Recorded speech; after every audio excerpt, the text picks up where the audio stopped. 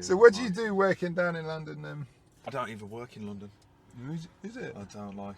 Yeah, I work in Cornwall. Like, I won't tell you where, because I'm one of 3 people in the Midlands that work where I work. So if it does get out, you know what? Fuck it. Hinkley Point Nuclear Power Station. The nuclear power station? Yeah, I'm a welder. What's it like working in a nuclear power station, and what do you do there?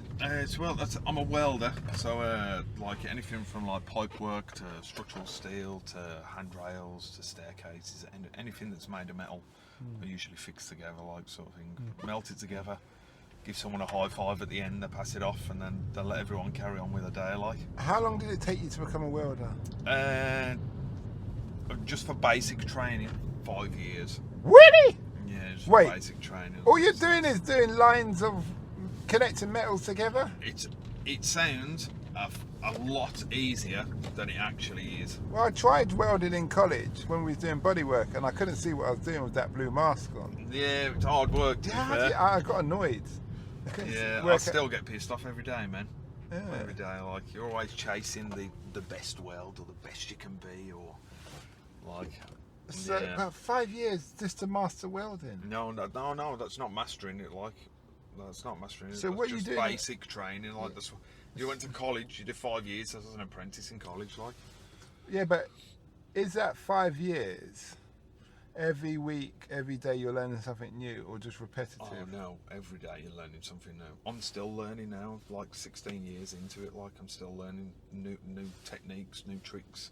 The metallurgy side of the metal always changes, because one piece of steel might be completely different from the next piece of steel, like, and you have to remember how to sort of like train yourself to counteract what's happening with the steel, like, because it could be higher carbon content, it could be lower carbon content, there could be like linear waves running through the steel, or there could be like X waves running diagonal through the steel, like pockets of slag that you miss, and they just bubble up and explode in a weld and ruins the weld, and you have to start again. Like, how do you tell all that? How, before you do it, how can you look and say this is what's going to happen? Thousands of hours with a mask on, like literally thousands of hours with a mask on. Yeah, but surely different metals have different qualities, so it could be from the same batch, but they may not have, I don't know, mixed in the same manner? Or? Yeah, pretty much. Or like one piece of steel has cooled down faster than the piece of steel you was welding beforehand, like, so it reacts differently. So when you cool a piece of steel down fast, it turns very brittle and like turns into, you know, like the consistency of an aero bar, like full of bubbles and stuff. You can't weld it. It'll trick you into thinking you can weld it, and then it'll just crack and separate. So it just cracks and separates. Yeah, that sort of stuff, like. But it's but every single piece of metal is different to the next one that you weld. Every single one. Would that go for structural steel? Yeah, I mean, because that's high density, isn't it? Yeah, like structural steel will have like a combo unit of like 55 tons per square inch of steel. So that if you had 1 square inch of that steel, it would take 55 tons to squash it. So they will only use that in like buildings. In high rises and stuff, it'll be like 95, and it'll take 95 tons to squash that square inch of steel, like. So just different amounts of carbon that's in the steel, like, in itself, like. Okay. But yeah, it still doesn't stop anything happening, unfortunately. I've had a lot of stuff fall down. I won't tell you where, because I ran off when it happened.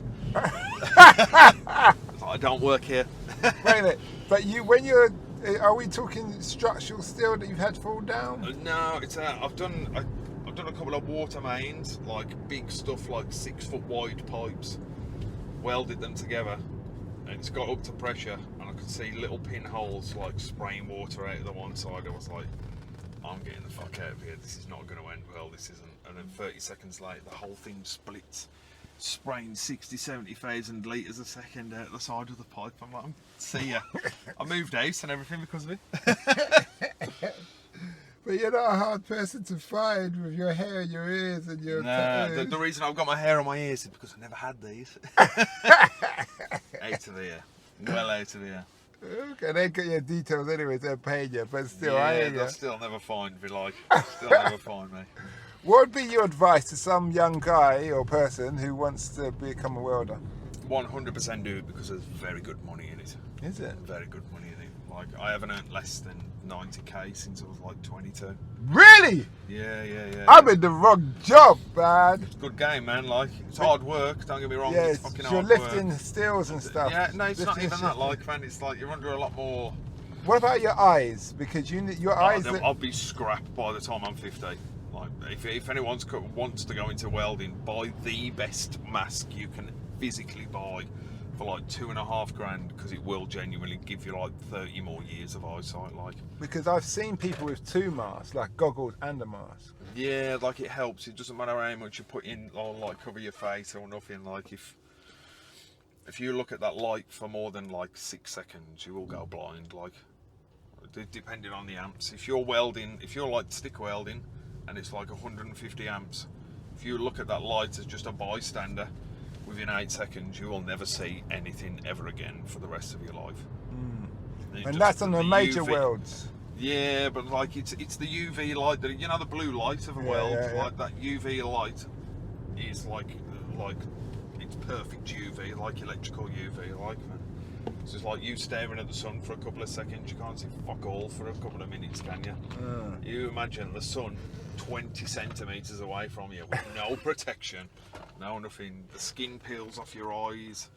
Your whole face goes bright red, like you get burns. You get like 3rd-degree burns off it all the time, like, man. Have you seen anybody go blind from the weld or do any major mistakes? 2 or 3 people I've heard of that have gone blind from it, like, or they haven't had a mask that can cope with the power of the weld they're doing. So you need to. Well, there's ones that are probably EU standard. All of them have got a classification to a certain ampage.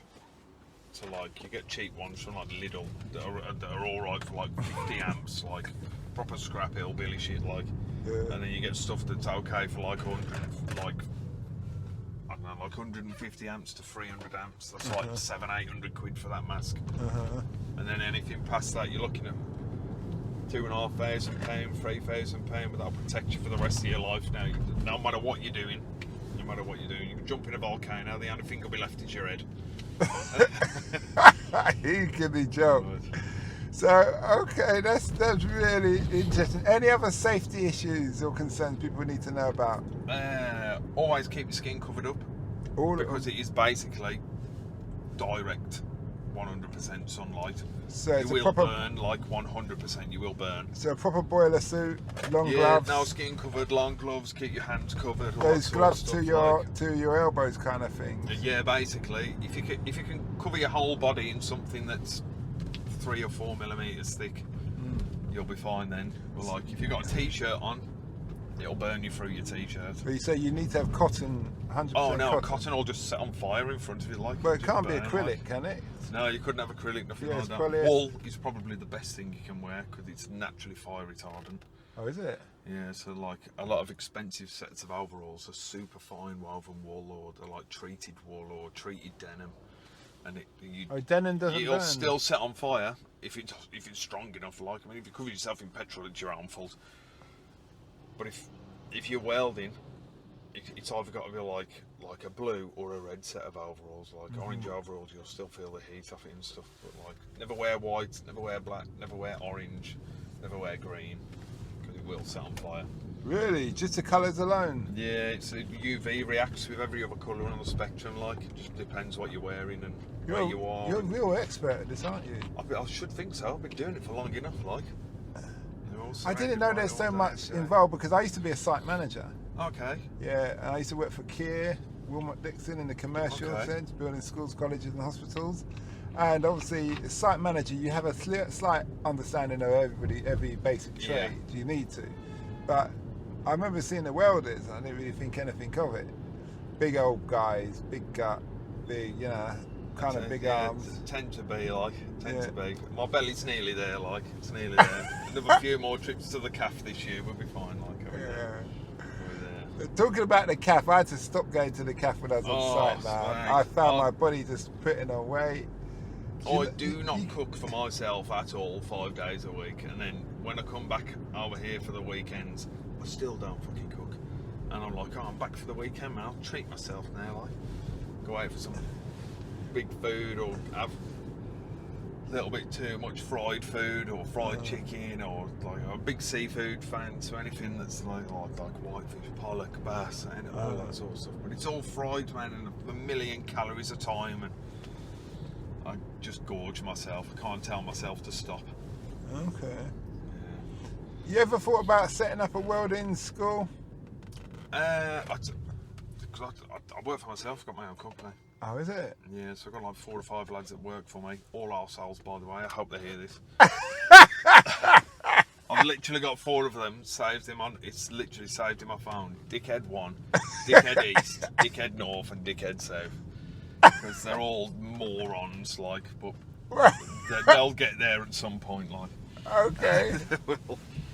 They will. And I've got 4 brain cells to rub between each of them, like they haven't. Okay, you take them from college, are they apprenticeship? Nah, they're like 30, 40-year-old blokes, man. Still haven't got a fucking clue. Not a clue, man. Yeah. Not a clue. Oh, Sort of people that think you put toast in a toaster. One of them sort of people, like. I got a clue. Cows drink milk and all that bollocks, like. Yeah. Okay, there's a reason you are the boss. Okay. Yeah, no, it's not. It's not that. I know what I'm doing now at the moment. To be fair, and it's. So what's the future hold for you? Oh man, 40, 50 blokes working for me, and me sitting in Mauritius doing nothing with a cocktail and a fine little wench on my sideline. I'll probably need to take your details. That's Reason being, well, I will at the end of the interview, is because I want to open up a trade school in Kenya. Okay. Yeah, and instead of having like 3-year courses, just have 3 months courses.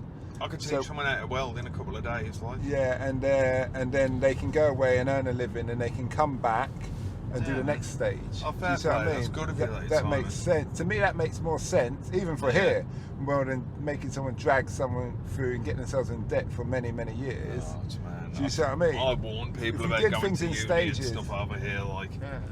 I do. Yeah. But no, I'm up for that, man. Yeah. I'm up for that. What have you learnt about your whole industry of welding that you wish you knew when you started? Oh, patience. 100% patience. You can never rush learning. Like, depending on who you are or what you're doing or how you absorb knowledge and stuff like that, you can never absorb it faster than what your body or your brain is ready to absorb. So I was looking at people when I was an apprentice. I was an apprentice for like 3 years. I was like, why is my welding not as good as his, or why am I not doing what he's doing?